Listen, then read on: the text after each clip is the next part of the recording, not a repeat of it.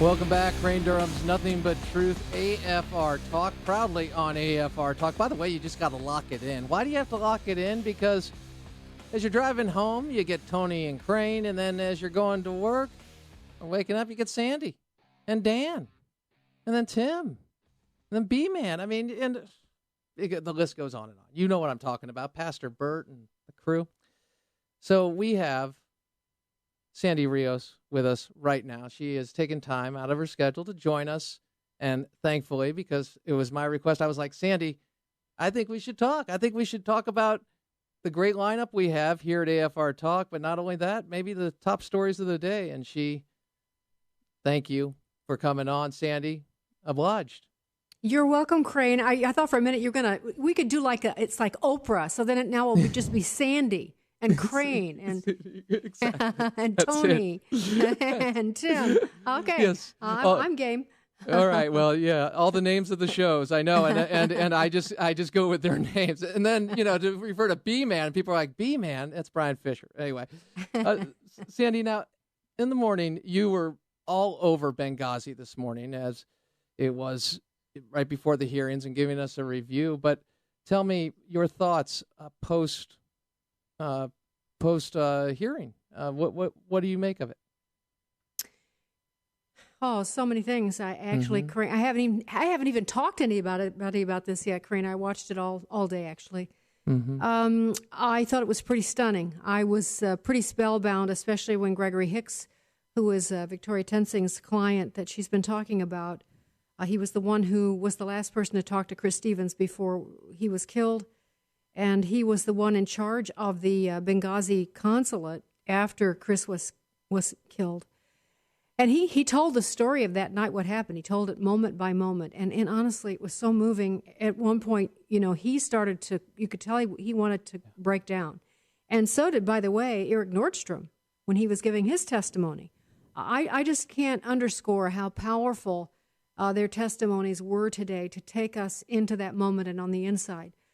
I thought there were some very damning things that came out of it. I think the whole notion that Hillary Clinton talked to Gregory Hicks at 2 a.m. in the morning, there was no discussion of any video, and there was no discussion of any help. He could not get any help, and he talked about he tried all kinds of avenue for help, and he thought that these special forces guys were coming from Libya to Benghazi. They were getting ready to get into the cars to go to the plane, which the Libyan government had supplied to take them to Benghazi, and they were told to stand down. They were told not to go. And he was beside himself about that, as were they. And we still don't know who made that order. So that's one of the things that came out of the hearing. There's just a lot to say about it. There is a lot, and a wonderful thumbnail sketch with hitting the major points. Interesting, if we could get cut 7 ready, because in clip 7, this is Mr. Hicks detailing how he was told not to talk to members of Congress, particularly Mr. Chaffetz, about this. And this goes to Victoria Townsend's earlier claim that the whistleblowers were being stopped. They were being intimidated. And so his lawyer was talking about this, and then we heard this. Roll it. I was instructed not to allow the RSO, the acting deputy chief of mission, and myself to be personally interviewed by Congressman Chaffetz.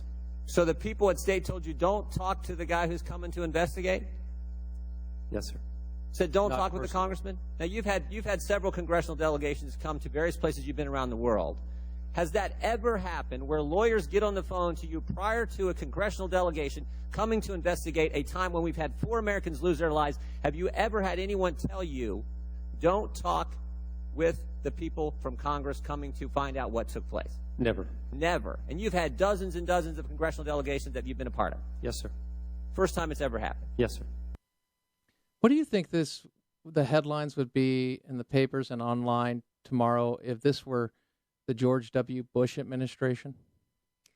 Oh, well, you know what they would be. They would be impeaching him tomorrow morning, before dawn.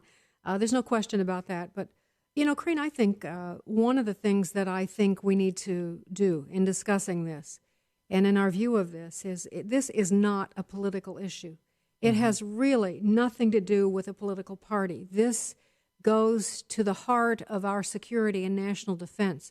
We are all Americans. We all depend on our military, on our president, our Secretary of State, our Secretary of Defense.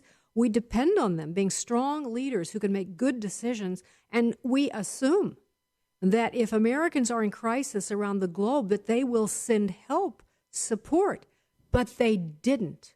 They didn't. And that has nothing to do with the party, nothing. And so I would just encourage people who love this country everywhere to stand up and listen to this, pay attention.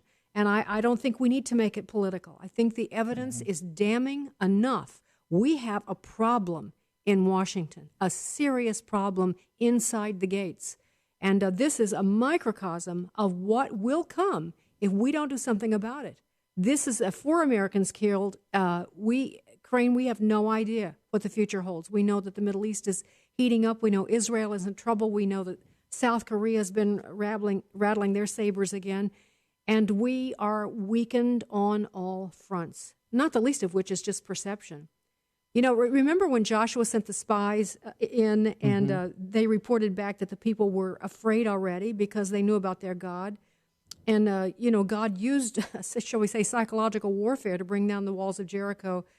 We have lost our advantage. We are rapidly no longer feared in the world. And they have seen, the walls have come down. And so I think we put ourselves in great danger, and it is not a political issue. It is an issue of the survival of this country by people who love it and want to keep it safe. It's our children. I always, it has nothing to do with race. It has to do with this is our land, our country, and we have to view it that way. And a number of good points there. First off, it's not political, but we also must understand that if we don't stand up as Americans, the press is don't count on them to do their job. We've got to continue to voice our concerns and voice our outrage and to the overall worldview of the administration. Again, not political, but it has consequences when you lead from behind, so-called. And as you've mentioned, he's created a vacuum and sent the signal, in essence, we are weak, we are not interested. There's a disinterest, and knowing that invites aggression, and we are seeing it from North Korea and Iran and Israel having to take out the Syrian move on weapons. And so, so many good points there, Sandy, but it should be highlighted that, this attitude, these policies have consequences and something that we take. And I recall you mentioned this in a speech, and it had to do with understanding security and good and evil. But if we sit back and we don't recognize that there is a threat and it's growing and left unchecked, it will grow. It will fill that void. We are not going to, the next generation will not inherit the freedom we have and take for granted. So I think you're right, spot on in recognizing this should outrage each and every American without D, without R, without I. And so, I hope we can do that. And the way to do that also is to listen and to be informed about what exactly is happening. Cut from speculation. Go ahead, please, Sandy. Just one observation, Crane, because, when you say disinterested, and I hear people here saying Barack Obama, lack of leadership, is clueless, doesn't know what's going on. I think that is way too innocuous. I have to say, what's happened in this situation is that they actively sought to protect radical Islam. They actively did everything they could to say it wasn't that. It was not their action. It was America's fault. In fact, at first they said it was an Israeli video maker. It wasn't. It was an American Coptic Egyptian who made the video that had nothing to do with this attack. They went out of their way. They changed the facts. They altered the story to protect radical Islam while they left our people vulnerable. That's not inactive. That's not passive. No. I was speaking to the overall policy. In this case, absolutely. There wasn't disinterest. There was interest in protection. Absolutely. I was talking about the overall foreign policy from this administration and what has happened. But I totally concur with you. This was a move to suppress the truth, to rewrite history, and they figured they would get, they had 60 Minutes, in essence, in the tank for them. They hid the video to 3 days before. That's the scandal. There's all sorts of scandal in the sense of, here's a news organization, news magazine, that's supposedly the most trusted. It's laughable. But the point is, they're putting this stuff out. They held it 3 days before the election, as if to say, we could have put this out and totally discredited President Obama and Candy Crowley for that matter. But rather than do that, rather than tell the truth, we played the game for the president. So it goes to, have you ever seen an environment where there's so much distrust, not only in government, but also in the media? Not in my lifetime. The media was beginning to go corrupt when I was younger. And I saw it happening, but we had no idea. We had no idea because we still had good journalists, and we still trusted, most of them. But I've never seen anything like this, except that, I remember, the Russian outlet, the propaganda arm of the Soviet Union. In fact, I was there before Russia broke up. I was right there in the studios watching them spin their propaganda. They were masters at it. I never thought I'd ever see something like that here in America. Yeah. Never thought it, Crane. It's just amazing. Well, Sandy, I ask humbly that you do this again, come back on, because the people are saying, wait a second, Crane, I was listening, and wait a second, when is Sandy on? And check out the morning. And we have an 8 entire o'clock lineup. Eastern. 8 o'clock Eastern. And that's the only way I can talk now is Eastern, because otherwise I just get confused. 8 o'clock Eastern. And Sandy, thank you so much. It is great to be with you. You're welcome, Crane. Thanks a lot. You take care. All right. Okay. Crane Durham's Nothing But Truth, Sandy Rios. See, that's why. Within a minute, she summed up the major points. And that's what you need. You need a place you can trust. AFR Talk is that place.